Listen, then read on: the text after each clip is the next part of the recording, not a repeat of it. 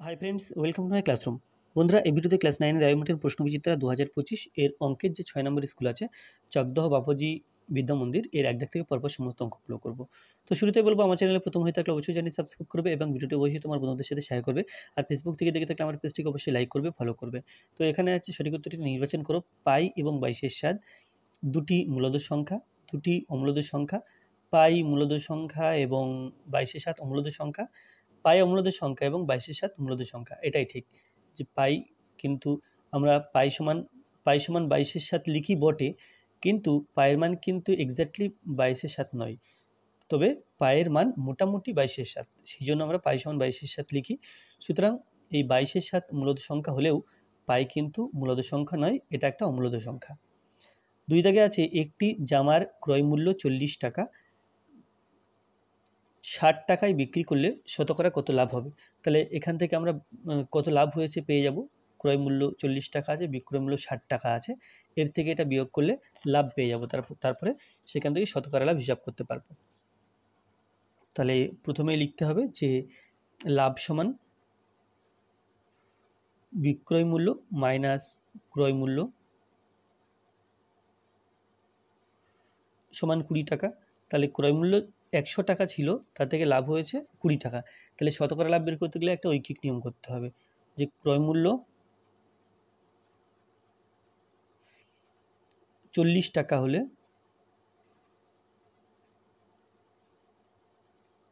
লাভ সমান 20 টাকা। তাহলে শতকরা লাভ বলতে ক্রয় মূল্য যদি 100 টাকা হয় তাহলে কত লাভ হচ্ছে সেটা বের করতে হবে। ক্রয় মূল্য 1 টাকা হলে লাভ সমান 20/40 টাকা, আর ক্রয় মূল্য যদি 100 টাকা হয় তাহলে লাভ সমান এখানে 20 × 100, তার নিচে লিখব 40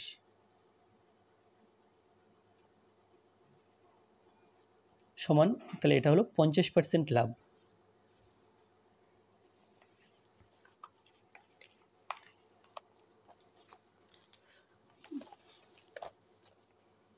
এরপরে আছে দেখো যে log 0.25 to the base root x সমান 4 হলে এক্সের মান কত হবে।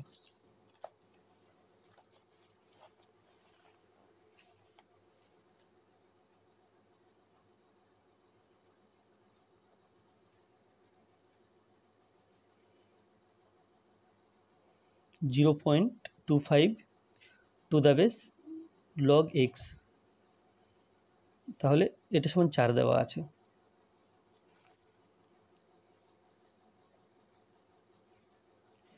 তো যদি 4 এইখানে নিয়ে আসি আমরা, তাহলে এটা পাবো আমরা লগ, উভয় পক্ষকে 4 দিয়ে ভাগ করব, তাহলে এখানে হলো 1/4 আর এখানে হচ্ছে 0.25 টু দ্য বেস এক্স।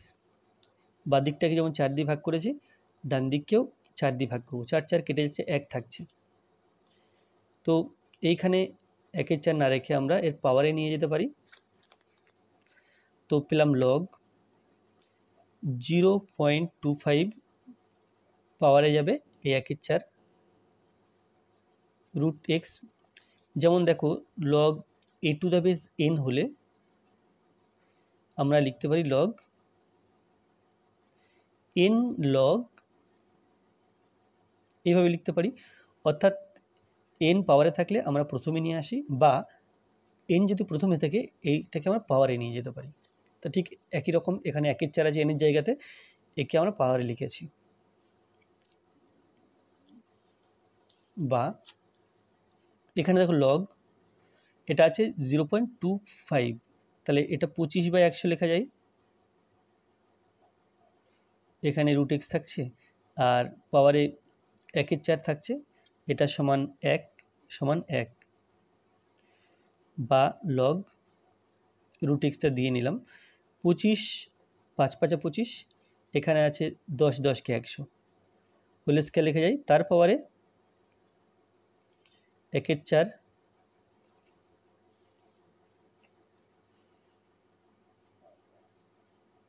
সমান, এই 1/4 আর 2 কাটাকুটি করে এখানে 2 আসছে, তাহলে লিখতে পারবো সমান না। বা লগ 5 টু দ্য বেস 10 এর পাওয়ারে 1/2 আছে সমান রুট এক্স।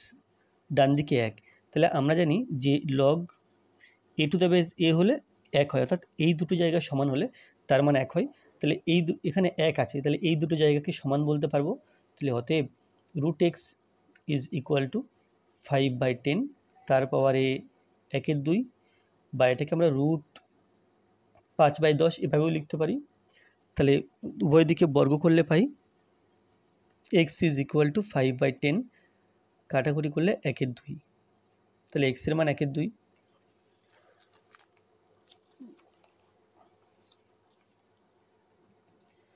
এরপরে আছে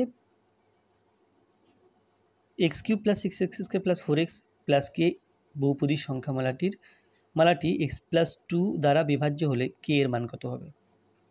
তাহলে এই সংখ্যামালাটি x+2 দ্বারা বিভাজ্য, x+2 সমান 0 লিখলে x এর মান পাই -2, অর্থাৎ x সমান -2 দিয়ে এইখানে বসালে x এর জায়গাতে তার মান 0 হবে, ভাগশেষ উপপাদ্য থেকে আমরা পাই। তো এখানে লিখব কি, এখানে লিখব 1/3 না 1/4, 3 হয়ে গেল, এটা ছিল 1/3। তাহলে এখানে প্রথম আমরা লিখব কি x+2 সমান, যদি 0 বসাই x সমান লিখতে পারি -2, আর ফাংশন অফ x দেওয়া আছে, ফাংশন অফ x সমান x³ + 6x² + 4x + k, এটা হচ্ছে fx। এখন x সমান যেহেতু -2, তাহলে x এর মান যদি -2 বসাই তাহলে এর মানটা 0 হবে, এটা ভাগশেষ উপপাদ্য থেকে পাই। তাহলে x³ + 6x² + 4x + k, এটা এর মান 0 লিখতে পারবো আমরা। তো x এর জায়গাগুলোতে -2 বসাবো, তাহলে পাই বা -2 তার হোল কিউব, তাহলে 3খানা মাইনাস গুণ করলে মাইনাস হলো, আর 3খানা 2 পরপর বসিয়ে গুণ করলে 8 -8। এবার এটা মাইনাসে মাইনাসে প্লাস, প্লাসে প্লাসে প্লাস, 2 × 2 = 4, 4 × 6 = 24, প্লাসে মাইনাসে minus, 4 × 2 = 8, plus k is equal two 0, -8 + 24 হয়ে গেল +16, 24 থেকে 8 বিয়োগ করলে 16 পেলাম, -8 + k ইজ ইকুয়াল টু 0। তাহলে এখান থেকে পাই 16 - 8, অর্থাৎ 8 + k is equal two 0, k is equal two -8, তাহলে k এর মান -8 পেলাম। এরপরে 1/5, 25³ - 75³ + 50³ তারপরে 3 × 25 × 75 × 50 দেওয়া আছে, এর মান কত? তো দেখো এখানে আমরা একটা সূত্র ব্যবহার করব, যেটা a³ + b³ + c³ - 3abc, এটা সমান আমরা নিশ্চয়ই জানি a + b + c × a² + b² + c² - ab - bc - ca, এটা হলো এর সূত্র। তো এখানে 25³ - 75³ + 50³ দেওয়া আছে, আমি ওটা পুনরায় লিখছি না, বাট ওর পরের লাইনটা আমি বইতে লিখব, এই খাতায় লিখব। এখানে দেখো 25³ আছে, এখানে -75³ আছে, এখানে +50³ আছে। তো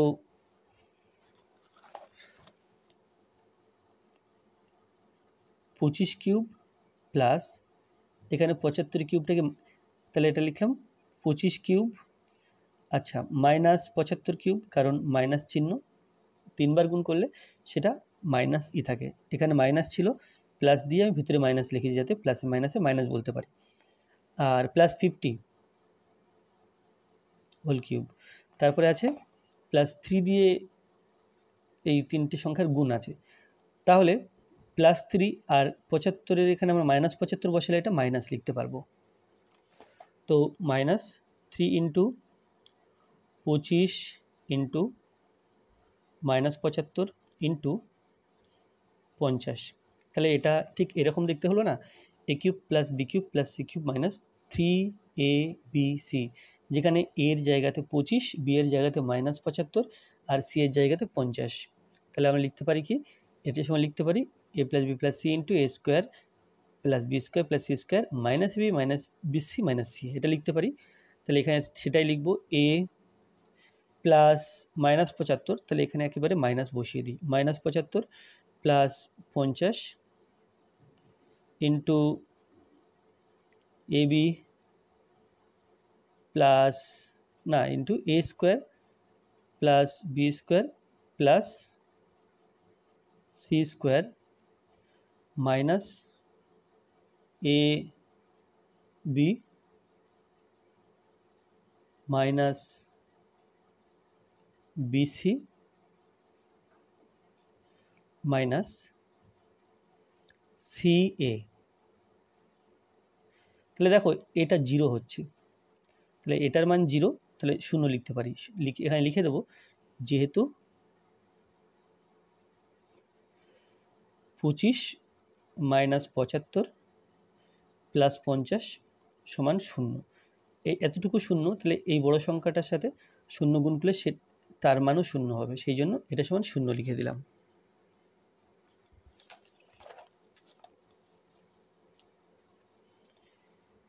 x সমান y সমান 1 প্রদত্ত কোন সমীকরণের সমাধান।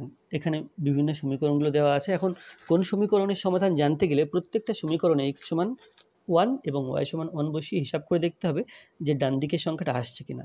যদি আসে তাহলে সেই সমীকরণের সমাধান হবে, আর যার ক্ষেত্রে আসবে না সেক্ষেত্রে ওই সমীকরণের সমাধান এটা হবে না।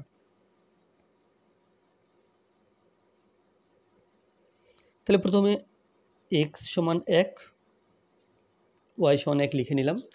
এবার প্রথমটা টেস্ট করব, এ অপশানটা আছে কি, এই অপশানটা আছে 2x plus 3y, 2x plus 3y সমান 9 দেওয়া আছে। আমরা মান বসিয়ে দেখব 9 আসছে কিনা। x আর y এর মান 1 বসিয়েছি, 2 1 কে 2 প্লাস 3 1 কে 3 সমান 5, তাহলে এটা হলো না। এরপরে বি অপশান আছে 6x প্লাস 2y, এটা সমান দেওয়া আছে 9, তাহলে এখানে মান বসাবো, 9 আসছে কিনা হিসাব করে দেখব।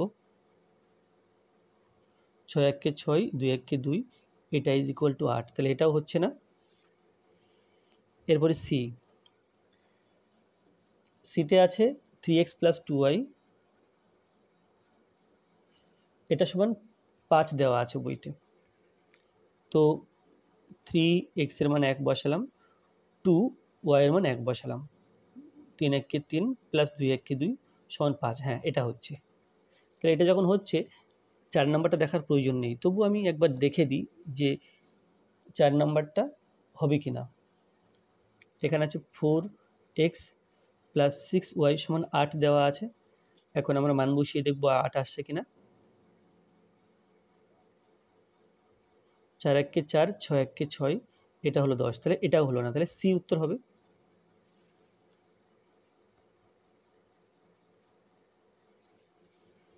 এরপর 6 এর দাগ হয়ে গেল। 7 এর দাগে আছে 20 two the power minus x is equal two 1/7 হলে 20 টু দি পাওয়ার 2x এর মান কত হবে। তাহলে 20 two the power minus x is equal two 1/7। এখন 20 টু দি পাওয়ার 2x আনতে হবে, তো উভয় পক্ষকে বর্গ করে দিতেই পারি। তাহলে 20 two the power minus x, এখানে স্কোয়ার করে দিলাম, 1/7 এদিকটাকে স্কোয়ার করে দিলাম, তাহলে দুই দিকে বর্গ করলাম। বর্গ করলে পাবো 2 আর এক্স মাইনাস এক্স গুণ করতে হবে, তাহলে 20 two the power minus 2x is equal two 1 1 কে 1, 7 7 49,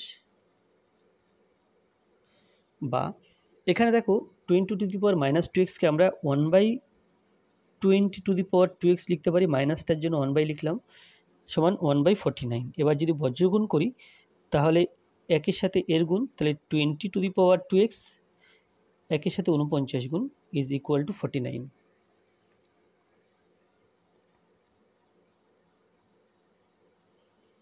এরপর 8 এর দাগ আছে, এবিসি ত্রিভুজের লম্ববিন্দু ও বিএসি কোণ 40 ডিগ্রি, বিওসি কোণের মান কত? তাহলে অঙ্কটা করতে গেলে প্রথমে আমাদের জানতে হবে যে লম্ববিন্দু কাকে বলা হয়।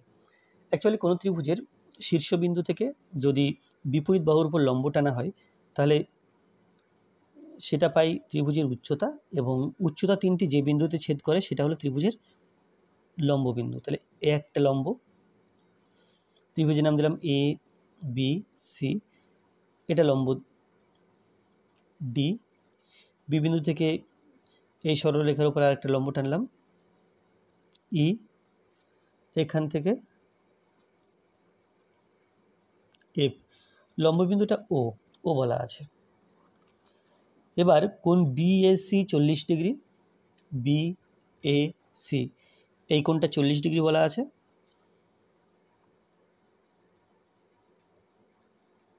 সমান 40 ডিগ্রি। তাহলে বিওসি কোণের মান কত, অর্থাৎ এই কোণটার মান বের করতে হবে। তো এখান থেকে আমরা যদি এই কোণটার মান কোনোভাবে পেয়ে যাই, এর আর এর মান সমান, কারণ এরা একে অপরের বিপরীত কোণ, তাহলে আমরা চেষ্টা করব এই কোণটার মান আগে পাওয়া। এই কোণটার মান পেতে গেলে আমরা এই চতুর্ভুজটা দেখব। এই যে চতুর্ভুজটা আছে এর নাম এ এফ ও ই। তাহলে এ এফ ও ই চতুর্ভুজের, দেখো এই চতুর্ভুজের এই কোণটা 90 ডিগ্রি, কারণ এটা লম্ব টানা হয়েছে, এই কোণটা 90 ডিগ্রি কারণ এটাও লম্ব টানা হয়েছে। তাহলে এই দুটো কোণ যদি 90 ডিগ্রি হয়ে যায় আর এটা দেওয়া আছে 40 ডিগ্রি, তাহলে 4টি কোণ মিলে 360 ডিগ্রি হয়। 3টি কোণ জানা আছে, এই কোণটা খুব সহজে বেরিয়ে যাবে। তো এ এফ ও ই চতুর্ভুজের এই কোণটা, এর নাম ও এফ বা এ এফ ও কোণ, এ এফ ও সমান 90 ডিগ্রি। এবার এই কোণটা এ ইও কোণ এ ইও, এটা সমানও 90 ডিগ্রি। এই কোণটা ই এ এফ কোণ ই এ এফ, এটা হলো 40 ডিগ্রি দেওয়া আছে। অতএব কোণ ই ও এফ সমান 4টি কোণের সমষ্টি 360 ডিগ্রি, তার থেকে দুটো 90 আর একটা 40 বিয়োগ করছি। 90 degree minus 90 degree minus 40 degree. তাহলে 360 ডিগ্রি থেকে 90 90 180 বিয়োগ করলে আর থাকে 180 ডিগ্রি, তার থেকে 40 ডিগ্রি বিয়োগ করতে হবে। 180 থেকে 40 ডিগ্রি বিয়োগ করলে আমরা পাই 140 ডিগ্রি। তাহলে অতএব কোণ এ বিওসি, আর এটাও তাহলে 140 ডিগ্রি হবে কারণ এটা সমান। অতএব কোণ বিওসি সমান বিপ্রতীপ কোণ ই ও এফ সমান 140 ডিগ্রি।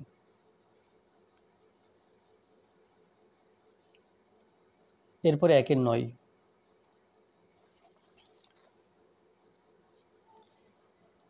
এবিসি ত্রিভুজের ক্ষেত্রফল 16 বর্গ একক। বিসি সিএ এবং এবি বাহুর মধ্যবিন্দু যথাক্রমে ডিই ও এফ হলে এফ বি সিই ট্রাপিজিয়ামের ক্ষেত্রফল বর্গ একক কত হবে?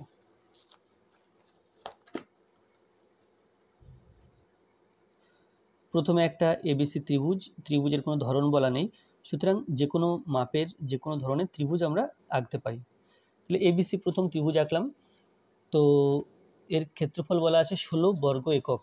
এখন বিসি এর মধ্যবিন্দু ডি, এটা বিসি এর মধ্যবিন্দু ডি, তারপরে সিএ এর মধ্যবিন্দু ই, নেক্সট এবি এর মধ্যবিন্দু এফ। তাহলে এফ বি সি এফ না, এখানে এফ বি সিই, তাহলে এই এরিয়াটার ক্ষেত্রফল বের করতে হবে। তো এই এরিয়ার ক্ষেত্রফল বের করতে গিয়ে আমরা কি করব, আমরা এই ইডি যুক্ত করব এবং এফডি যুক্ত করব। তাহলে আমরা জানি যে কোনো ত্রিভুজের বাহুগুলির মধ্যবিন্দু যোগ করলে ত্রিভুজটি সমান 4টি অংশে ভাগ হয়ে যায়, অর্থাৎ এই খণ্ড আর এই খণ্ড, এই 4 খণ্ডের ক্ষেত্রফল পরস্পর সমান। তাহলে ত্রিভুজ প্রথমে উপরে AEF সমান ত্রিভুজ, এটা দেখি, এটা BDF সমান ত্রিভুজ, এটা DEF সমান ত্রিভুজ, এর নাম DCE। সমান কত? সমান মোট ক্ষেত্রফল দেওয়া আছে ত্রিভুজের এখানে 16 বর্গ একক। তাহলে যেহেতু 4টে ভাগে ভাগ হয়ে গেছে, 16-র 4 ভাগের 1 ভাগ হবে।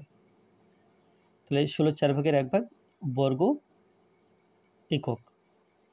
তাহলে 4 × 4 = 4, তাহলে প্রত্যেকটা 4 বর্গ একক করে। তাহলে এই যে এরিয়াটা আছে এখানে 1টা 2টো 3টে ত্রিভুজ আছে, তাহলে FBCE ক্ষেত্রের ক্ষেত্রফল,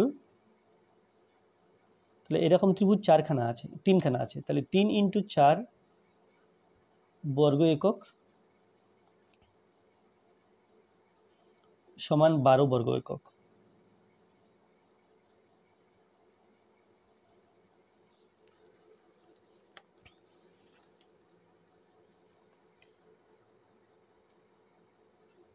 পরবর্তী আছে ABC এবং C যুক্ত করলে উৎপন্ন ত্রিভুজটি হবে সমবাহু, সমদ্বিবাহু, বিষমবাহু নাকি সমকোণী সমদ্বিবাহু। তাহলে ABBCC এই বাহুগুলির দৈর্ঘ্য আগে বের করে নিতে হবে ত্রিভুজটা ধরন জানতে গেলে। AB সমান, দেখো এখানে A বিন্দুর স্থানাঙ্ক দেওয়া আছে 3 0 আর -3 0। আচ্ছা, এগুলো আগে লিখে নেওয়া বুদ্ধিমানের কাজ হবে। 3, 0 খাতার উপরে লিখে নিলে মানগুলো বারবার প্রশ্ন উল্টে উল্টে দেখতে হবে না। এই তাহলে প্রথমে AB বের করব। AB হলো, সূত্র হচ্ছে x1 - x2 তার whole square plus y1 - y2 তার হোল স্কয়ার। সূত্রটা লিখছি না আমি, x1 - x2 তার হোল স্কয়ার, এখানে আরেকটা মাইনাস আছে, তাহলে x1 মাইনাস প্লাস x2 তার whole square plus y1 - y2 তার হোল স্কয়ার একক।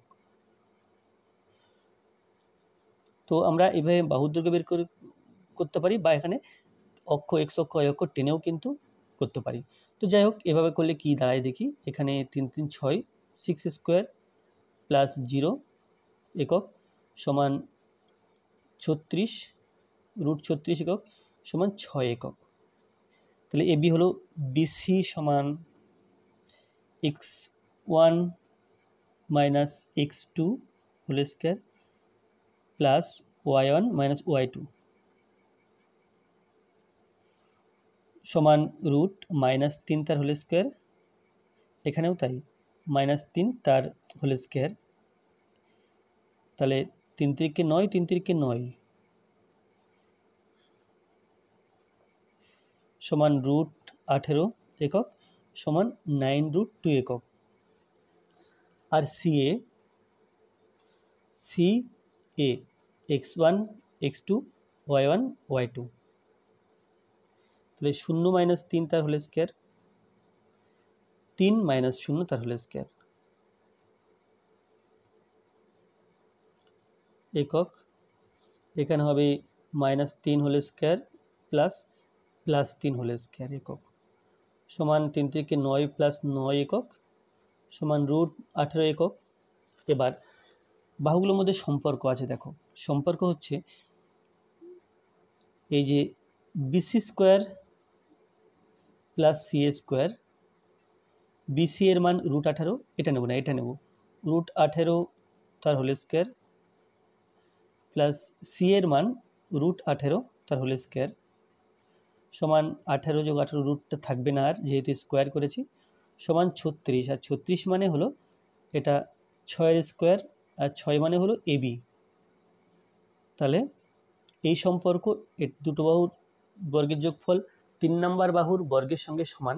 তাহলে এটা হচ্ছে সমকোণী সমদ্বিবাহু ত্রিভুজের বাহু, বা সমকোণী সমদ্বিবাহু ত্রিভুজকে বোঝায়। সমকোণী সমদ্বিবাহু ত্রিভুজ। সমদ্বিবাহু কেন বলছি? কারণ এই বাহু মানে √18, এটা আমি লিখলাম না, √18 এবং √18 পরপর সমান, সেই জন্য সমদ্বিবাহু বলছি। সমকোণী কেন বলছি? অতিভুজ স্কোয়ার সমান লম্ব স্কোয়ার প্লাস ভূমি স্কোয়ার, এই সম্পর্ক আছে, তাই সমকোণী বলছি। তো এইভাবে না করে, এটা বড্ড লম্বা হয়ে গেল অঙ্কটা, এভাবে না করে আমরা আরও ছোটোভাবে করতে পারি। যেহেতু এটা এমসিকিউ আছে, তো আমরা এইভাবে অক্ষ টেনে নিতে পারি, এক্স অক্ষ, ওয়াই অক্ষ।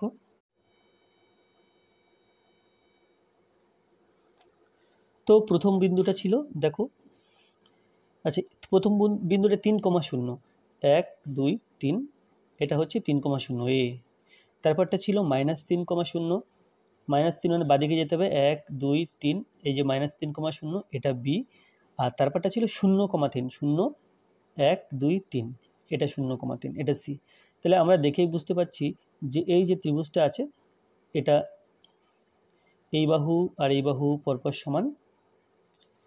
আর আচ্ছা, এই কোণটা সমকোণ, সেটা কিন্তু আর আমরা ছবি থেকে বলতে পারবো না, বা হ্যাঁ বলতে পারবো। দেখো, এই কোণটা 90 ডিগ্রি, এই বাহু পরপর সমান, কারণ এটাও 3 এটাও 3। তাহলে এটা যদি 90 ডিগ্রি হয়, এটা সমকোণী ত্রিভুজ, এটা 45 এটা 45, এই দিকে এটা 45 এটা 45, তাহলে মোট এই কোণটা হলো 90 ডিগ্রি। তাহলে এই ত্রিভুজটা হচ্ছে সমকোণী ত্রিভুজ, আর এসি ও বিসি পরপর সমান, সেই জন্য এটা সমদ্বিবাহু ত্রিভুজ। আমরা এইভাবে ছবি এঁকে কিন্তু এটা বলতে পারি। তাহলে এখানে কি বলবো? কোণ বি বা এসিবি সমান 90 ডিগ্রি ও বিসি সমান এসি বা সিএ, এসি বা সিএ বলা যায়।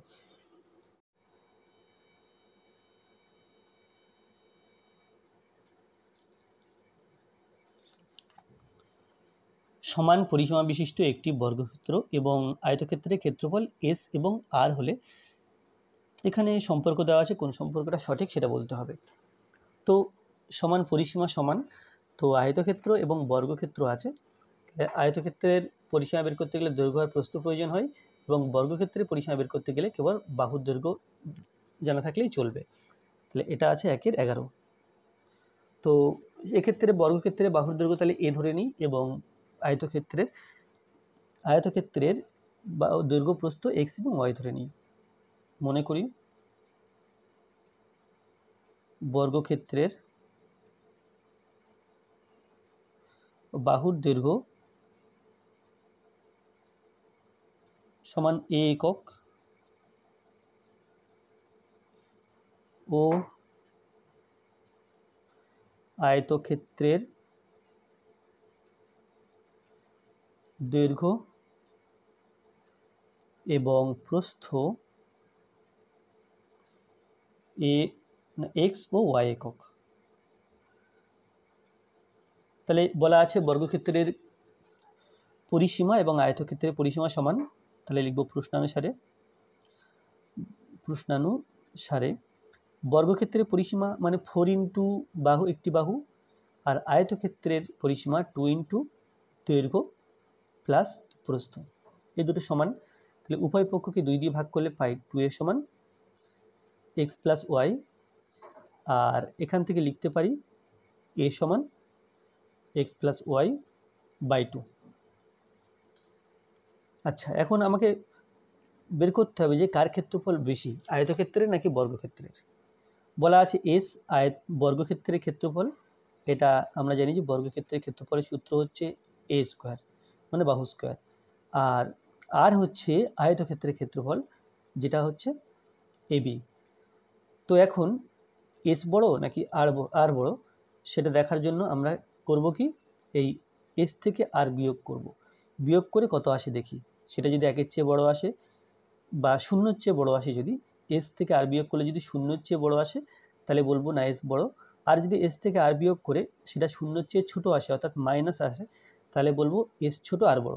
তাহলে কি আসবে সেটা হিসাব করে দেখে তবেই বলতে হবে।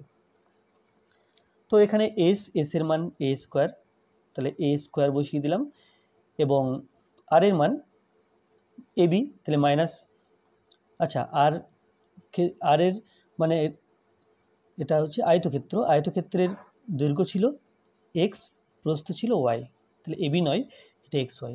এটা হচ্ছে বর্গক্ষেত্রের ক্ষেত্রফল আর এটা হচ্ছে আয়তক্ষেত্রের ক্ষেত্রফল। দৈর্ঘ্য প্রস্থ এক্স ওয়াই ছিল, তাহলে এক্স ওয়াই হবে। তাহলে এ স্কোয়ার বড় নাকি এক্স ওয়াই বড় সেটা দেখার পালা। বসিয়ে দিলাম সমান এ, দেখো এ সমান কিন্তু আমরা আগে বের করেছি x plus y by two, তাহলে এর জায়গাতে x plus y by two বসিয়ে দিলাম, তার হোল স্কোয়ার, মাইনাস এটা এক্স ওয়াই, তাহলে আমরা বের করছি এস মাইনাস আর এর মান। তাহলে এটা এলো। এখন এর মানে হলো x plus y whole square by 2 2 4 minus x y সমান, তাহলে যেহেতু নিচে 4 আছে, 1 4 আমরা কমন নিলে আমরা পাই এখানে x plus y whole square থাকছে, মাইনাস কমন নেওয়া মানে ভাগ করা, তাহলে একে 4 দিয়ে ভাগ, 1 4 দিয়ে ভাগ করেছি, তাহলে এখানে এক্স প্লাস ওয়াই থাকছে। এক্স ওয়াইকে 1 4 দিয়ে ভাগ করে দেখব কত হচ্ছে, এক্স ওয়াই ভাগ 1 4, তাহলে এটা অ্যাকচুয়ালি 4 এক্স ওয়াই, তাহলে এখানে হবে 4 এক্স ওয়াই সমান 1 4টা থাকছে প্রথমে। এখন A plus B whole square minus 2 AB, এটা হচ্ছে A plus B whole square minus 2 AB, অর্থাৎ এ মাইনাস বি হোল স্কোয়ারের দ্বিতীয় সূত্রটা, বা এ মাইনাস বি হোল স্কোয়ারের দুটো সূত্র আছে আমরা জানি, A minus B whole square সমান A square minus 2 AB plus B square, আর একটা আছে এ মাইনাস বি, না A plus B whole square minus 4 AB, অর্থাৎ A plus B whole square minus 4 AB থাকলে আমরা A minus B whole square লিখতে পারি। এখানে x plus Y minus 4 X Y আছে, সেই জন্য X minus Y whole square লিখলাম। এখন দেখো, এখন এক্স মাইনাস ওয়াই এর মান যাই হোক না কেন, এক্স এর মান যাই হোক বা ওয়াই এর মান যাই হোক, যেহেতু স্কোয়ারে করলাম তাহলে বর্গ করলে এর মান কখনো শূন্য অপেক্ষা ছোট হয় না, মানে মাইনাস হবে না, এর মান হবে সবসময় ধনাত্মক। তাহলে এই 1 4 এর সঙ্গে একটা কী সংখ্যা, এটা কি, এটা ধনাত্মক সংখ্যা, অর্থাৎ এর মান কখনো মাইনাস হয় না, ধনাত্মক। তাহলে 1 4 একটা ধনাত্মক সংখ্যা, তার সাথে ধনাত্মক সংখ্যা যোগ করলে আমরা কিন্তু ধনাত্মক সংখ্যাই পাই। তাহলে কি হলো, তাহলে এস থেকে আর বিয়োগ করে আমরা ধনাত্মক সংখ্যা পেলাম, অর্থাৎ এস মাইনাস আর সমান ধনাত্মক, বা আমরা সংক্ষেপে পজিটিভ লিখতে পারি। তাহলে অতএব এস ইজ গ্রেটার দেন আর, অর্থাৎ এসটা বড় এবং আরটা ছোট।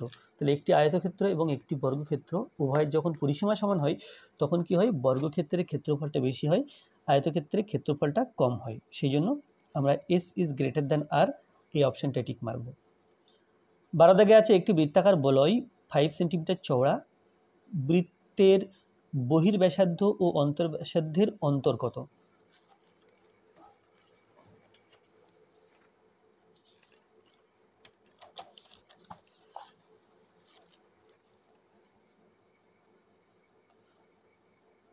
একের 12। তো বলয়, এখানে একটা বলয়ের ছবি এঁকে নিলে অঙ্কটা বুঝতে সুবিধা হবে।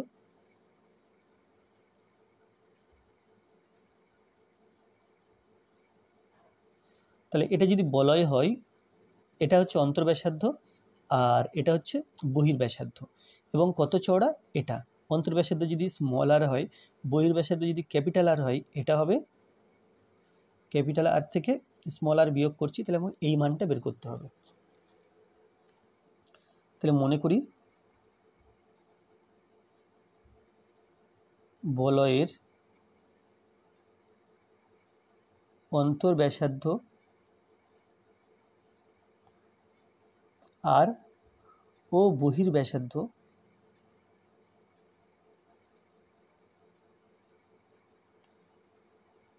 আর একক। তাহলে বলয়টি কত চওড়া আছে, একটি বলয় 5 সেন্টিমিটার চওড়া আছে, তাহলে অতএব R minus R is equal to 5 centimetre. তাহলে বলয়টি যত চওড়া সেটাই হচ্ছে বহির্ব্যাসার্ধ ও অন্তর্ব্যাসার্ধের বিয়োগফল, অর্থাৎ এটা হবে 5 সেন্টিমিটার, বিয়োগফলটা হচ্ছে 5 সেন্টিমিটার।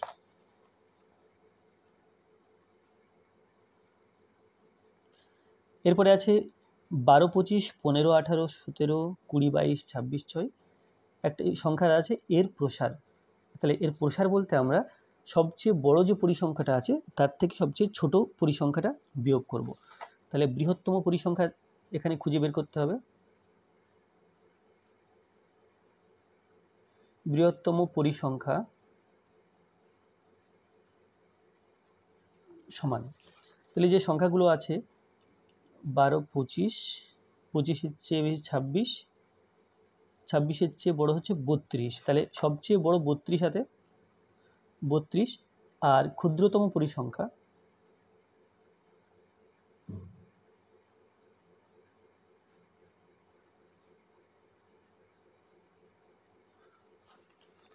সবচেয়ে ছোট সংখ্যা কি আছে দেখতে হবে, 12 আছে, 12-র চেয়ে ছোট 6 আছে, আচ্ছা 6-এর চেয়ে ছোট নেই, তাহলে 6, অতএব প্রসার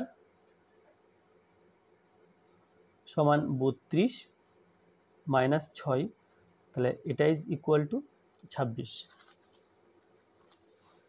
এরপরে 14 দাগ, আয়তলেখ অঙ্কনের ক্ষেত্রে শ্রেণী সীমানা ওয়াই অক্ষ বরাবর, এক্স অক্ষ বরাবর, উভয় অক্ষ বরাবর, নাকি এক্স অক্ষ ও ওয়াই অক্ষ বরাবর। অর্থাৎ আয়তলেখ অঙ্কনের ক্ষেত্রে শ্রেণী সীমানা আমরা কোন অক্ষ বরাবর নিই সেটা বলতে হবে, তো আমরা এক্স অক্ষ বরাবর শ্রেণী সীমানা নিই।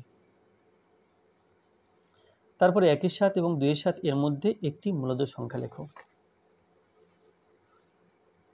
তাহলে 1-এর 7 ও 2-এর 7 এর মধ্যে মূলদ সংখ্যা আমরা দুই রকমভাবে লিখতে পারি, একটা দশমিক ভগ্নাংশ নিয়ে আর একটা সামান্য ভগ্নাংশ দিয়ে। তাহলে 1/7 আছে আর 2/7 আছে, তো 1 আর 2 এর মাঝখানে কোনো পূর্ণ সংখ্যা নেই, সেই জন্য এখান থেকে বলা যাচ্ছে না। কিন্তু আমরা যদি এক কাজ করি, এর উপর নিচে 3 বা 2 এরকম কিছু দিয়ে গুণ করি, আমি উপর নিচে 3 দিয়েই গুণ করলাম, তাহলে 3 1-কে 3 বাই 3 7 21, এখানে 3 2 6 বাই 3 7 21। এখন কিন্তু 3 আর 6 এর মধ্যে অনেকগুলো পূর্ণ সংখ্যা আছে, তাহলে একটি মূলদ সংখ্যা লিখতে হবে। তাহলে একটি 1-এর 7 ও 2-এর 7 এর মধ্যে মূলদ সংখ্যা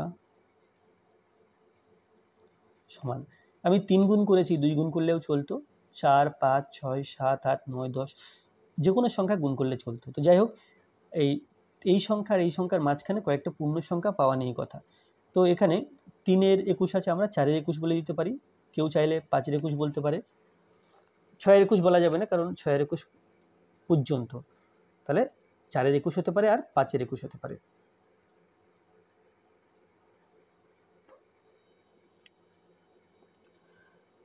বিক্রয় মূল্যের উপর 20% লাভ হলে ক্রয় মূল্যের উপর শতকরা লাভ নির্ণয় করো। তাহলে বিক্রয় মূল্যের উপর 20% লাভ মানে বিক্রয় মূল্যকে 100 টাকা ধরতে হবে, বিক্রয় মূল্যের উপর 20% লাভের অর্থ বিক্রয় মূল্য 100 টাকা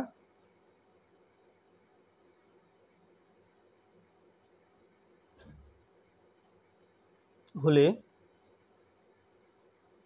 লাভ সমান 20 টাকা,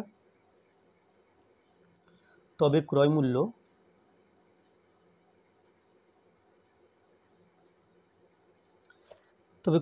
আচ্ছা, তাহলে 20 টাকা লাভ হয়েছে, বিক্রি করা হয়েছে 100 টাকায়, তাহলে কেনা হয়েছিল 100 টাকার চেয়ে কম টাকায়, কত কম নাকি 20 টাকা কম, অর্থাৎ 80 টাকা।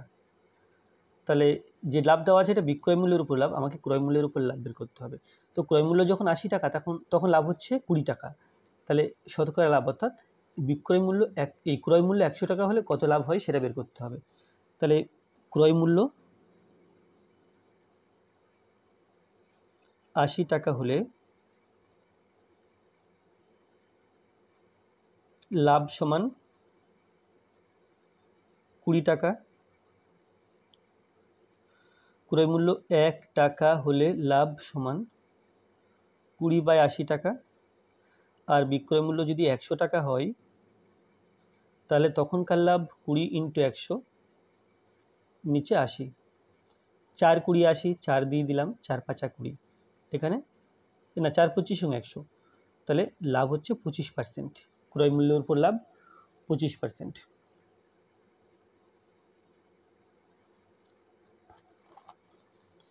এরপরে 3 আছে, এ ও বি এর কোন মানের জন্য 5x + 8y = 7 এবং a + bx + a - by is equal to 2a plus B plus 1 সমীকরণ দ্বয়ের অসংখ্য সমাধান থাকবে। তাহলে এখানে একটা সমাধান থাকবে নাকি দুটো থাকবে নাকি অসংখ্য থাকবে নাকি কোনো সমাধান থাকবে না, সেটা বের করার জন্য আমাদের x এর সহগের অনুপাত আর y এর সহগের অনুপাত বের করতে হবে। তাহলে সমীকরণ দুটো দেওয়া আছে,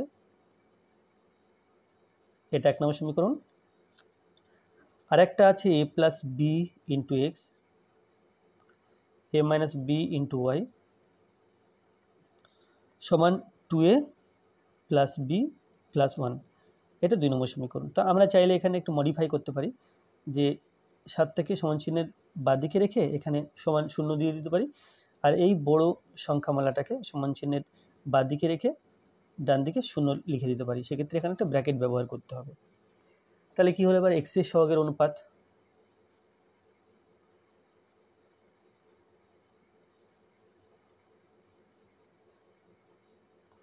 তাহলে এর এক্স এর সহগ 5, এর হচ্ছে a প্লাস বি।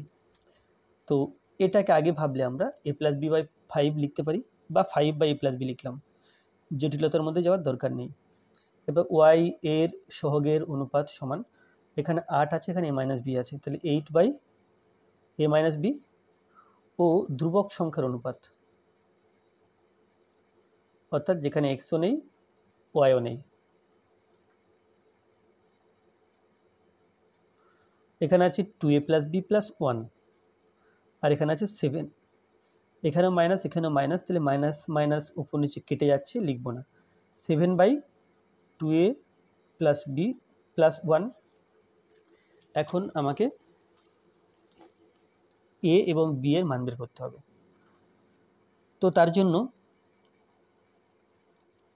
এই দুটো সমান লিখতে পারি। প্রথম যে 5 বাই a প্লাস বি সমান 8 বাই a মাইনাস বি। এখন যদি বজ্রগুণ করি তাহলে 8 এর সাথে a প্লাস বি গুণ, 5 এর সাথে a মাইনাস বি গুণ, তাহলে 8a প্লাস 8b সমান 5a মাইনাস 5b পেলাম, বা 8a তারপরে এই 5a বাদিকে রাখলে মাইনাস 5a, 8b এই 5b বাদিকে রাখলে প্লাস 5b ইকুয়ালস টু 0। 8 থেকে 5 বিয়োগ করলে 3a, 8 এবং 5, তাহলে 8 5 13 plus 13b is equal two 0। তাহলে এটা 1 নম্বর সমীকরণের নাম দেব না, এটা 3 নম্বর সমীকরণের নাম দিই। এবার এর সাথে এই দুটো সমান লিখেছি, একটা সমীকরণ পেলাম, এর সাথে এটা সমান লিখে আর একটা সমীকরণ পাবো। এই সমীকরণ এবং সেই সমীকরণ সমাধান করব। সমাধান করলে a ও b এর মান বেরিয়ে যাবে। তাহলে এখানে লিখব 5 বাই a প্লাস বি ছিল, আর ধ্রুবক সংখ্যার অনুপাত ছিল 7 by 2a plus B plus 1।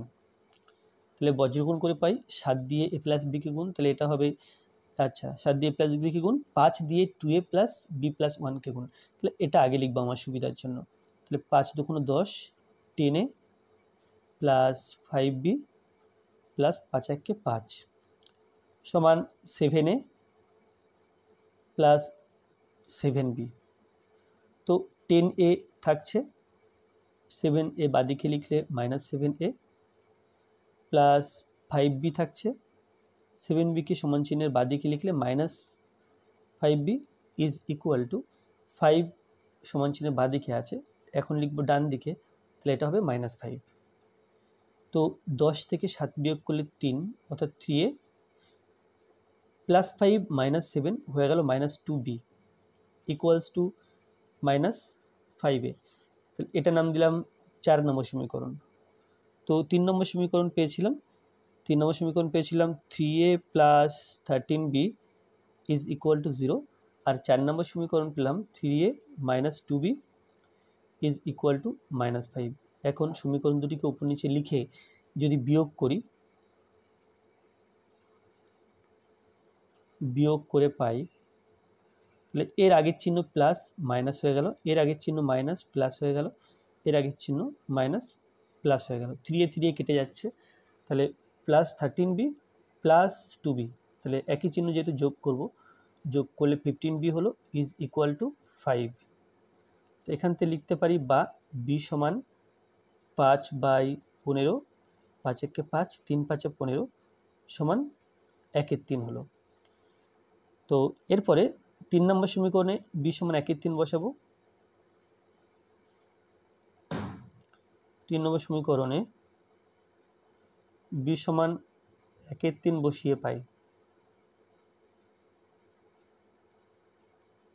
3 নম্বর সমীকরণটা আছে 3a + 13b is equal two 0, এটা আছে 3 নম্বর সমীকরণ। এখন বি এর জায়গাতে 1/3 বসাবো, বা এই যে 3a + 13 বি এর মান 1/3, এটা সমান 0। তাহলে যেহেতু এ এর মান বের করতে হবে, তাহলে 3a সমান এটা 13/3 সমান চিহ্ন ডান দিকে লিখবো, তাহলে -13/3 বা এ সমান -13/3 নিচে আর একখানা 3, তাহলে সমান -13/9। তাহলে এখানে পেলাম অতএব a ইজ ইকুয়াল টু -13/9 ও b ইজ ইকুয়াল টু 1/3। তাহলে এটা হয়ে গেল কিন্তু 2 এর 3, এরপরে 2 এর 4। 2 এর 4 আছে 3a is equal two a + b + c, তাহলে এর মান বের করতে হবে। তো 3x আছে 2 এর 4, 3x is equal two a + b + c, একটু চেঞ্জ করে লিখলে পাই x + x + x is equal two a + b + c। x পাশে a নিয়ে আসবো, x - a plus x - b plus x - c, a b c কে সমান চিহ্নের বাঁদিকে লিখেছি, ডান দিকে থাকছে 0। তো এখন এই x - a K p, a K q, a কে যদি r ধরি, তাহলে বা p + q + r is equal two 0 যখন p সমান x - a, q সমান x - b ও r সমান x - c, এটা পেয়ে গেলাম। এখন যার মান বের করতে হবে সেটা এরকম বড় একটা রাশিমালা। তো এটা সেই p, এটা q, এটা r। তো এটা প্রথমে লিখে নিই, অতএব x - a whole cube plus x - b whole cube plus x - c whole cube minus 3 into x - a into x - b into x - c, এটা সমান আমরা লিখতে পারি, যেহেতু এটা p q r, তাহলে p cube plus q cube plus r cube minus 3p q r, অর্থাৎ a cube plus b cube plus c cube minus 3abc। এই সূত্রের ব্যবহার আমরা আগে একটা অঙ্কে করেছি। তো যাই হোক, এই সূত্রের এটা হচ্ছে, সূত্রটা হলো a plus b plus c into a square plus b square plus c square minus ab minus bc minus ca, এটা ছিল। তাহলে a plus b plus c into a square plus b square plus c square minus b minus bc minus ca। তো p plus q plus r এর মান আমরা 0 পেয়েছি আগে, তাহলে এখানে 0 বসাবো, 0 into P square plus Q square plus R square minus P Q minus Q R minus R P, তাহলে এটা ইজ ইকুয়াল টু 0, 0 সঙ্গে এই রাশিমালাটা গুণ করে 0ই হবে, তাহলে এর মান বেরিয়ে গেল কিন্তু 0। 3x + 4y is equal two 12 সরলরেখা এবং x অক্ষ y অক্ষ দ্বারা গঠিত ত্রিভুজের ক্ষেত্রফল নির্ণয় করো। এখন সরলরেখাকে আমরা ছেদিতাংশ আকারে প্রকাশ করতে পারি, আর ছেদিতাংশ আকারে প্রকাশ করলে আমরা পয়েন্টসগুলো বের না করেই সরলরেখাটা কেমন দেখতে হবে বা সরলরেখাটাকে আমরা আঁকতেও পারি। যেমন 3x + 4y is equal two 12, আমরা x y এর বিভিন্ন পয়েন্টগুলো বের না করে এই সরলরেখাটা কেমন দেখতে হবে বা সরলরেখা কেমন হবে সরলরেখাটাকে আমরা আঁকতে পারি। তো তার জন্য কি করব, তার জন্য উভয় পক্ষকে 12 দিয়ে ভাগ করব। 3x/12 plus 4y/12 is equal two 12/12। তো এখানে দেখতে পাচ্ছি 3 4 12, 3 4 12, 12 1 12, তাহলে পেলাম x/4 plus y/3 is equal two 1।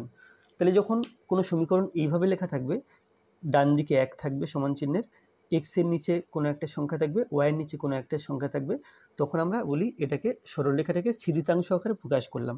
তাহলে এই ক্ষেত্রে আমরা সরলরেখাটা আঁকবো কী করে? তো সেটার জন্য এক্স অক্ষ ওয়াই অক্ষ টেনে নিলাম। X x dash y y dash. তাহলে এক্স এক্স ছেদিতাংশ 4, ওয়াই ছেদিতাংশ 3, তার মানে কি? তার মানে এক্স অক্ষ বরাবর 4 ঘর যেতে হবে, 1 2 3 4 এই জায়গাটা। ওয়াই ছেদিতাংশ 3, 1 2 3 এই পর্যন্ত গেলাম। তাহলে কিন্তু এই দুটো বিন্দু দিয়ে এই সরলরেখাটা যাবে। সুতরাং আমরা সরলরেখাটা এইভাবে আঁকবো। সরলরেখাটা হলো এবি এবং এটা হচ্ছে মূল বিন্দু, এখানে ছেদ করেছে পি, এক্স অক্ষকে ছেদ করেছে কিউ বিন্দুতে। যদি বলা হয় পি বিন্দুর স্থানাঙ্ক কত, 4, এই কিউ বিন্দুর স্থানাঙ্ক কত 4,0 আর পি বিন্দুর স্থানাঙ্ক কত এই যে 0,3। এখন সরলরেখাটা পেয়ে গেলাম। এক্স অক্ষ ওয়াই অক্ষ এবং সরলরেখা এই তিনটে রেখা মিলে এখানে কিন্তু একটা ত্রিভুজ তৈরি হয়েছে যার নাম পি ও কিউ। ত্রিভুজ পি ও কিউ এর দেখো এটা অতিভুজ, এটা লম্ব, এটা ভূমি, এই কোণটা 90 ডিগ্রি, এটা 90 ডিগ্রি কোণ, তাহলে এটা সমকোণী ত্রিভুজ। তাহলে এর লম্ব বা উচ্চতা বলি আমরা, উচ্চতা কিন্তু ওপি, এর মান কত 1 2 3, 3 ঘর গুনে গুনে হচ্ছে, তাহলে 3 একক। তারপরে ভূমির নাম ও কিউ, এটা 1 2 3 4, 4 একক। তাহলে ত্রিভুজের ক্ষেত্রফলের সূত্র আমরা জানি 1/2 ইন্টু ভূমি ইন্টু উচ্চতা, অতএব ক্ষেত্রফল সমান 1/2 ইন্টু ভূমি ইন্টু উচ্চতা, এখানে অবশ্যই লিখব বর্গ একক,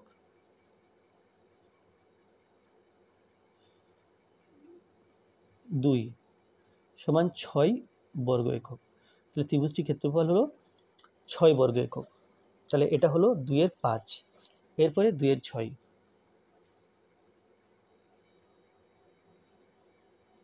এবার 6 দাগ মান নির্ণয় করতে হবে।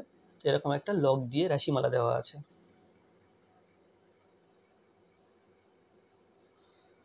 তাহলে এখানে আছে log a to the power n by b to the power n plus log b to the power n by c to the power n plus log c to the power n by a to the power n। যেহেতু যোগ চিহ্ন আছে আমরা জানি যে log a plus log b সমান log a b. তো এখানে log a, log b, log c আছে, তো আমরা কি করতে পারি লগ লিখব এবং সামনের যেগুলো আছে এগুলোকে গুণ করব। Log A to the power n by B to the power n into B to the power n by C to the power n into C to the power n by A to the power n সমান A to the power n, A to the power n কাটাকাটি করতে পারছি, তাহলে কি পেলাম শোন log 1 আর log 1 এর মান 0 হয়। নেক্সট আছে দেখো এবিসিডি সামান্তরিক এফ ইডি এর মধ্যবিন্দু, এবিডি ত্রিভুজের ক্ষেত্রফল 20 বর্গ সেমি হলে এফ ত্রিভুজের ক্ষেত্রফল কত? তাহলে এবিসিডি সামান্তরিক আগে আঁকতে হবে। 2/7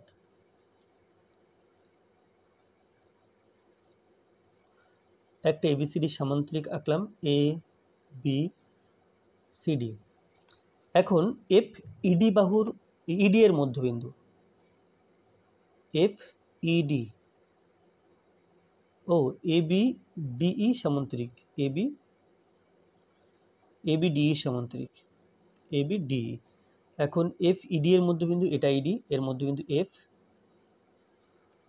এ বি ডি ত্রিভুজের ক্ষেত্রফল, এ বি ডি এই ত্রিভুজটার ক্ষেত্রফল বলা আছে, এটা কত, 20 বর্গ সেমি,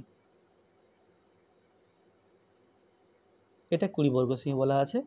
এখন এ ই এফ ত্রিভুজের ক্ষেত্রফল কত, এ ই এফ এই ত্রিভুজটার ক্ষেত্রফল, এর ক্ষেত্রফলটা বের করতে হবে। তাহলে দেখো, এটা A B DE সামান্তরিকের Karna eddy,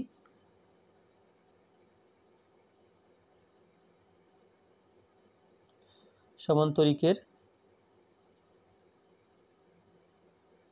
Karna eddy.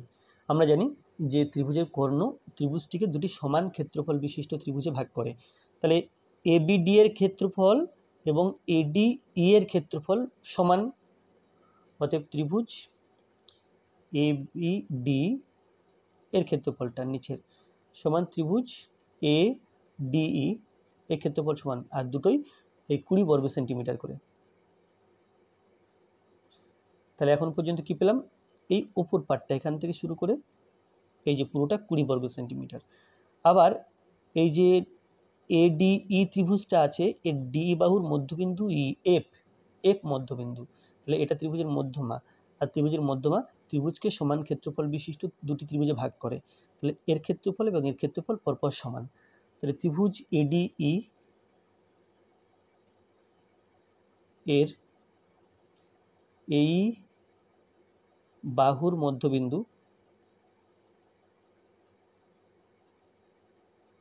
F, অতএব ত্রিভুজ এডি এফ সমান ত্রিভুজ এ ই এফ, ত্রিভুজ এ ই এফ।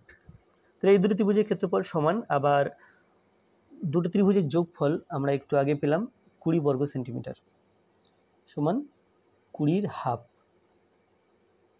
বর্গ সেমি, তাহলে এটা হলো 10 বর্গ সেমি। অতএব ত্রিভুজ এ ই এফ সমান 10 বর্গ সেমি।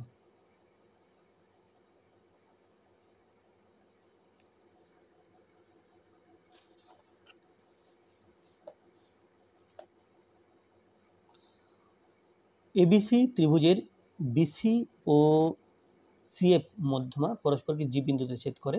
পি ও কিউ যথাক্রমে বিজি ও সিজি এর মধ্যবিন্দু। পি কিউ সমান 3 সেন্টিমিটার হলে বিসি এর দৈর্ঘ্য কত?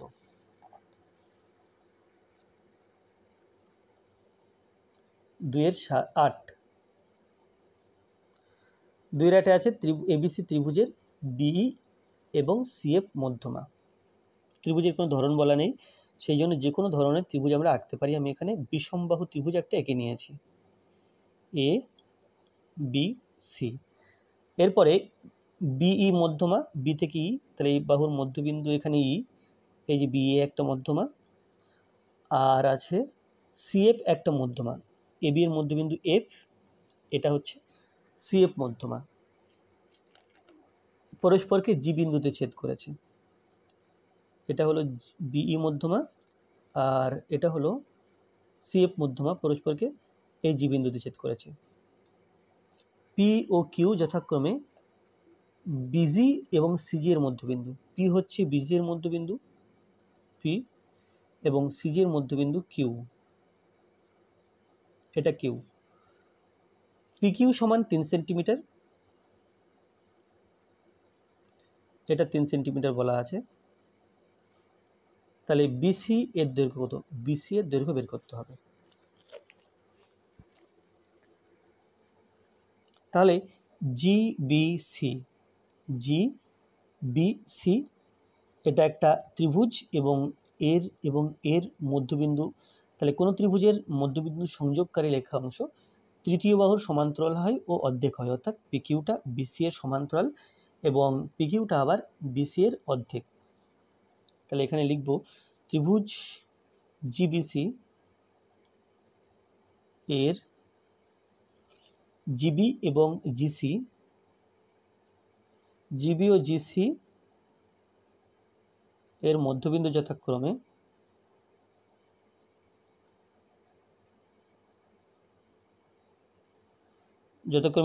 পি ও কিউ, অতএব পি কিউ সমান হাফ বিসি, বা উল্টো হয়ে বলতে পারি বিসি সমান 2 PQ।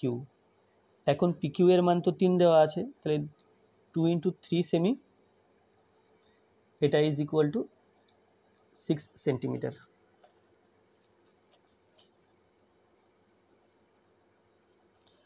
একটি বৃত্তের কেন্দ্র সি এবং ব্যাস এবি, এ ও সি এর স্থানাঙ্ক যথাক্রমে 6,7 এবং 5,-2 হলে বি এর স্থানাঙ্ক নির্ণয় করো।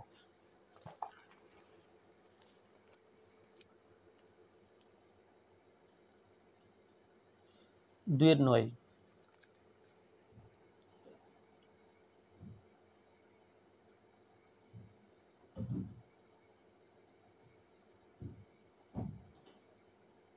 এটা বৃত্তের কেন্দ্র। তাহলে একটি বৃত্তের কেন্দ্র সি, এ বি ব্যাস, এ ও সি এর স্থানাঙ্ক, এটা এ বি ব্যাস, এর স্থানাঙ্ক দেওয়া আছে 6,7 আর বি এর স্থানাঙ্ক দেওয়া আছে 5,-2। এখন না, সি এর স্থানাঙ্ক দেওয়া আছে 5,-2 আর এখানে বি এর স্থানাঙ্ক বের করতে হবে। তো বি এর স্থানাঙ্ক x1 আর y1 ধরলাম, বা a, b ধরতে পারতাম, তাই করি এখানে a, b ধরি।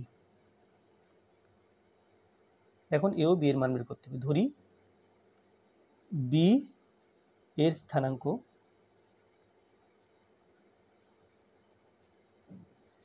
এ, বি। তাহলে আমরা কি জানি?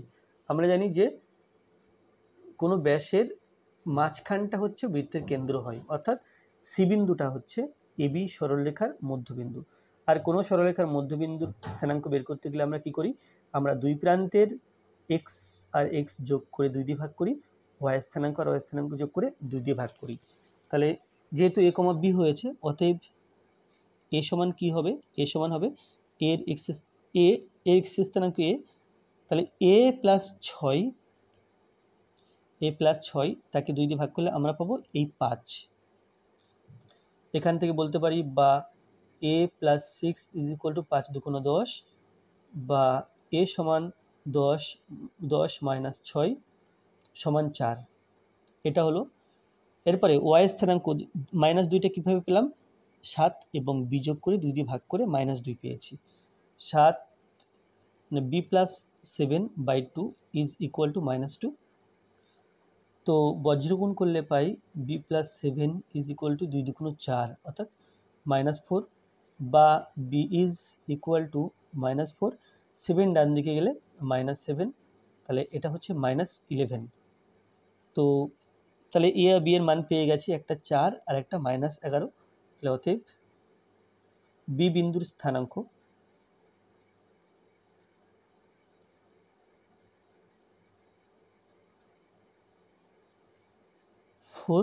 -11। এরপরে আছে 2-এর 10।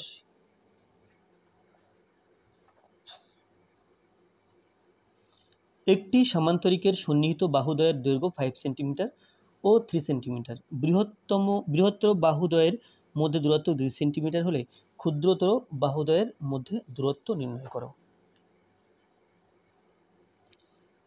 তাহলে এখানে প্রথম একটা সামান্তরিক এঁকে নিলাম।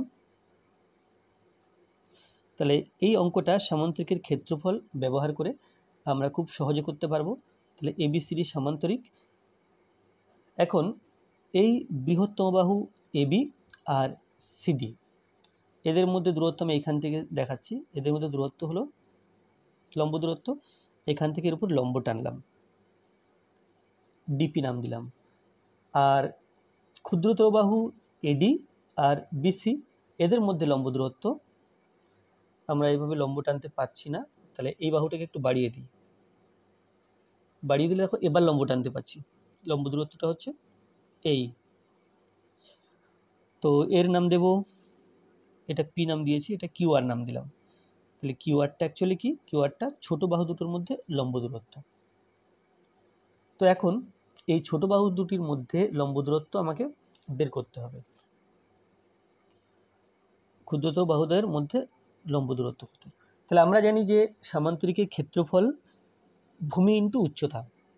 যদি এবিকে ভূমি ধরি তার উচ্চতা ডিপি, আবার যদি বিসিকে ভূমি ধরি উচ্চতা হচ্ছে কিউআর। সুতরাং আমরা দুইভাবেই ভূমি ধরে একে ভূমি ধরে একবার ক্ষেত্রফল বের করব, একে ভূমি ধরে আরেকবার ক্ষেত্রফল বের করব, দুই ক্ষেত্রফল সমান লিখব, তখন আমরা কিউআর পেয়ে যাব। তো এখানে সামান্তরিকটা ধরে নিয়েছি এবিসিডি, সেটা লিখব। মনে করি এবিসিডি সামান্তরিকের এবি সমান বাহুদ্বয়ের দৈর্ঘ্য, প্রথম বাহুর দৈর্ঘ্য ছিল 5 সেন্টিমিটার ও বিসি সমান 3 সেন্টিমিটার। তাহলে ক্ষেত্রফল সমান, ক্ষেত্রফল আমরা দুই রকমভাবে বের করতে পারি। একটা ক্ষেত্রফলের সূত্র ভূমি ইন্টু উচ্চতা, এটা হচ্ছে সামান্তরিকের ক্ষেত্রফলের সূত্র। বা আমরা বলতে পারি একটি বাহুর দৈর্ঘ্য এবং সেই বাহু ও তার বিপরীত বাহুর মধ্যে লম্ব দূরত্ব, এইভাবেও বলতে পারি, বা ভূমি ইন্টু উচ্চতাও বলতে পারি।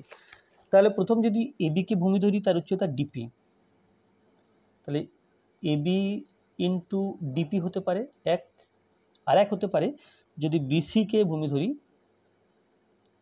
তার উচ্চতা কিউআর, এভাবেও হতে পারে। তাহলে যেহেতু এটাও ক্ষেত্রফল বোঝাচ্ছে এটাও ক্ষেত্রফল বোঝাচ্ছে, সেই জন্য এখানে সমান দিলাম। আচ্ছা, এখানে আরেকটা তথ্য লিখতে হবে যে বৃহত্তম বাহু দুটির মধ্যে লম্ব দূরত্ব ডিপি, এটা সমান কিন্তু লম্ব দূরত্বটা 2 সেন্টিমিটার দেওয়া আছে, 2 সেন্টিমিটার লিখে নিলাম। তো বা এবি এটা 5 সেন্টিমিটার দেওয়া আছে, ডিপি এটা 2 সেন্টিমিটার দেওয়া আছে, বিসি এটা 10 সেন্টিমিটার দেওয়া আছে, কিউআর এর মান বের করতে হবে। নিশ্চয়ই বের করতে পারবো। এখান থেকে একবারে আমরা কিউআর লিখতে পারি, কিউআর সমান 5 ইন্টু 2, 3টা তার নিচে আসবে, তাহলে 5 ইন্টু 2/3, এটা 10/3 সেমি। আর যদি মিশ্র ভগ্নাংশে প্রকাশ করি তাহলে 3 3 9 সমান 3.1 সেন্টিমিটার।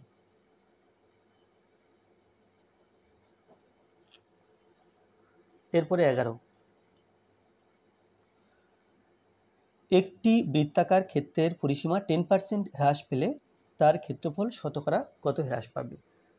এই 20%, একটি বৃত্তাকার ক্ষেত্রের পরিসীমা 20% হ্রাস পেয়েছে, তাহলে তার ক্ষেত্রফল কত পার্সেন্ট হ্রাস পাবে? তাহলে বৃত্তাকার ক্ষেত্রের ব্যাসার্ধ ধরে নিই। এখানে বৃত্তাকার ক্ষেত্রের ব্যাসার্ধ আর ধরে নেব, তো এটা আছে 2/11 দাগ। তাহলে মনে করি বৃত্তাকার ক্ষেত্রের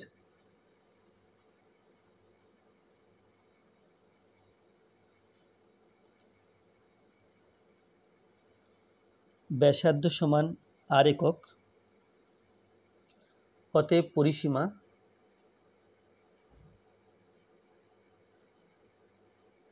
সমান 2π আর একক। এবার পরিসীমা 20% বেড়ে গেছে, 20% বাড়লে পরিসীমা হয়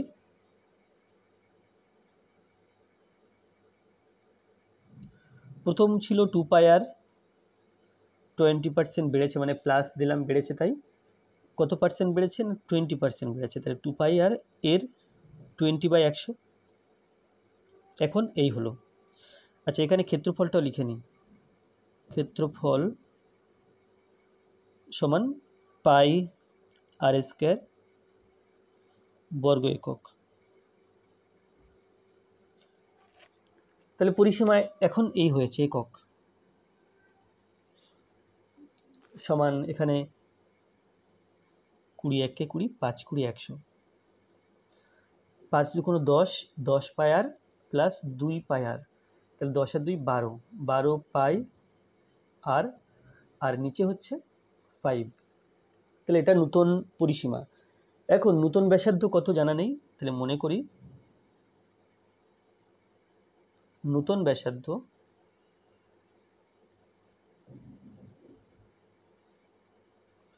ক্যাপিটাল আর, অতএব নতুন ব্যাসার্ধ ক্যাপিটাল আর, অতএব পরিসীমা সমান 2 পাই আর, ক্যাপিটাল আর দিয়ে লিখব। তাহলে পরিসীমা এই 2 পাই আর, আর এটা হচ্ছে নতুন পরিসীমা, তাহলে এই পরিসীমা সমান লিখব 12 পাই আর বাই 5। এখান থেকে আমাদের উদ্দেশ্য আর সমান বের করা। আর সমান 12 পাই আর, নিচে 5 দিলাম এবং এই 2 পাই নিচে লিখলাম, 2 পাই, হ্যাঁ 2 পাই লিখলাম। তো 2 6 2 12, পাই পাই কেটে দিয়েছি, তাহলে সমান হচ্ছে 6r বাই 5, 6r বাই 5, এটা ক্যাপিটাল আর সমান। ক্ষেত্রফল, নতুন যে ক্ষেত্রফল সমান পাই আর স্কোয়ার, এখন আর মানে ক্যাপিটাল আর মানে কিন্তু এটা, তাহলে পাই 6r বাই 5 তার হোল স্কোয়ার বর্গ একক। তো এটাকে সরল করে লিখলে পাই 6 6 36, 36 পাই আর স্কোয়ার, আর নিচে 5 5 25। তাহলে ক্ষেত্রফল কত বাড়লো, তাহলে ক্ষেত্রফলের শতকরা বৃদ্ধি, ক্ষেত্রফলের শতকরা বৃদ্ধি, পৃথিবীর যে কোনো শতকরা বৃদ্ধির সূত্র হচ্ছে বৃদ্ধির পরিমাণ ইন্টু 100%, বাই পার্সেন্টটা দেবো না, শতকরা লিখেছি, বৃদ্ধির পরিমাণ ইন্টু 100, আর নিচে হবে প্রাথমিক মান।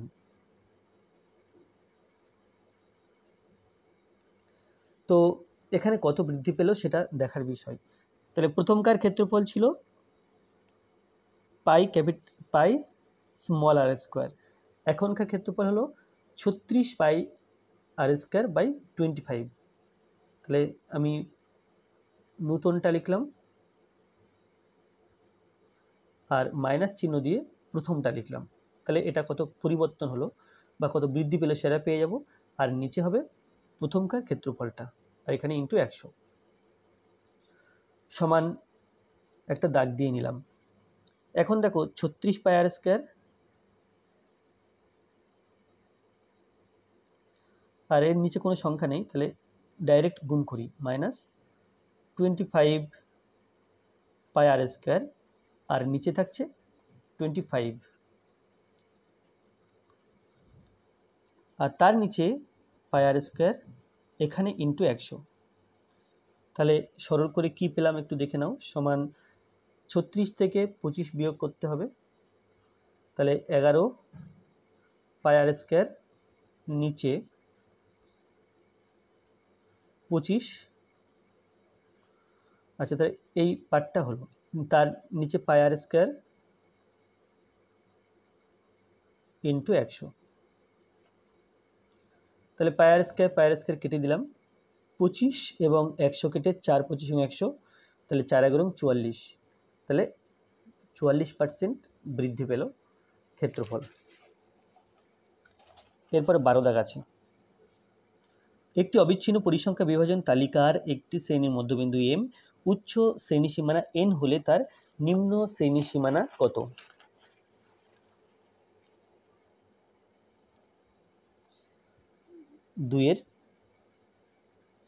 আচ্ছা 2 এর 12, তাহলে এটা যদি শ্রেণী হয়, এটা হচ্ছে এটা মধ্যবিন্দু এম আছে, আর উচ্চ শ্রেণী সীমানা এটা এন আছে। তাহলে এম এর সাথে কোনো একটা সংখ্যা যোগ করে এন হয়েছে, এম থেকে একই সংখ্যা বিয়োগ করে কিন্তু এখানে নিম্ন সীমানা বেরোবে। তাহলে এম এর সাথে কত যোগ করে এন হয়েছে সেটা যদি আমরা পেতে চাই, তো সেটা কি করতে হবে, এন থেকে এম বিয়োগ করতে হবে। তাহলে উচ্চ সীমানা, উচ্চ শ্রেণী সীমা সমান এন। তাহলে এটা সমান কি হয়, এটা কিভাবে পেলাম, এম এর সাথে যোগ করলাম এই দুইয়ের বিয়োগফল, অর্থাৎ এন মাইনাস এম, এটা এম থেকে এম এর সাথে যোগ করলাম। তাহলে ঠিক এম থেকে এই সংখ্যাটা বিয়োগ করে আমরা নিম্ন শ্রেণী সীমানা পাবো। নিম্ন শ্রেণী সীমানা, এটা বিয়োগ করে কিভাবে পেলাম একটু পরে দেখাচ্ছি। এম মাইনাস এটা বিয়োগ করলাম, বিয়োগ করে পাবো এম মাইনাস এন মাইনাস এ প্লাস এম সমান 2m মাইনাস এন। এটা তাহলে এনটা এম থেকে এন মাইনাস এম বিয়োগ করে কীভাবে পেলাম সেটা আমি এখানে দেখানোর চেষ্টা করছি। প্রথমে এম ছিল, তো এটা ছিল মধ্যমান। এখন উচ্চ সীমানা সেটা এন লিখলাম। তাহলে আমরা এখানে একটা কাজ করতে পারি, প্লাস এম মাইনাস এম এভাবে লিখতে পারি। তাহলে যেন আমি এই এমটাকে যদি আগে লিখি, এর সাথে যেন যোগ করলাম এই এন মাইনাস এম, এভাবে ভাবতে পারো। বা এই দুইয়ের বিয়োগফল প্রথম বের করে নিলাম, এটা বড় এটা ছোট, তাহলে এন মাইনাস এম, অর্থাৎ এম এর সঙ্গে এন মাইনাস এম যোগ করে যেহেতু উচ্চ সীমানা পেয়েছি, এম থেকে এন মাইনাস এম বিয়োগ করে আমরা নিম্ন সীমানা পাবো, নিম্ন শ্রেণী সীমানা পাবো। এরপরে 2-13, নিচের তথ্যের আয়তলেখ অঙ্কন করো। এখানে কিছু তথ্য দেওয়া আছে, এর আয়তলেখ অঙ্কন করতে হবে। তাহলে এর জন্য তোমরা তোমাদের টেক্সট বইতে 171 পৃষ্ঠা, এটা অঙ্কের কষে দেখি 11.2 এর এই এক দাগের অঙ্কটা। তো এটা আমি এর আগের যে ভিডিও আছে আমার টেক্সট বুক সলিউশনের ভিডিও, সেখানে আমি করে দিয়েছি, তোমরা সেখান থেকে অবশ্যই করে নেবে। আর ওই ভিডিওর লিঙ্ক এই ভিডিওর ডেসক্রিপশন বক্সে দিয়ে দিয়েছি, তোমরা চাইলে ডেসক্রিপশনে গিয়ে যে প্লেলিস্টের লিঙ্ক আছে সেখান থেকে তোমরা এই ভিডিওটাকে দেখতে পারো। তো আজকের ভিডিওটি এই পর্যন্ত। ভিডিওটি ভালো লাগলে অবশ্যই লাইক করবে, কোনো প্রশ্ন থাকলে কমেন্টে জানাবে, আর আমার চ্যানেল প্রথমে থাকলে অবশ্যই চ্যানেলটি সাবস্ক্রাইব করবে এবং ভিডিওটি অবশ্যই তোমার বন্ধুদের সাথে শেয়ার করবে। ধন্যবাদ।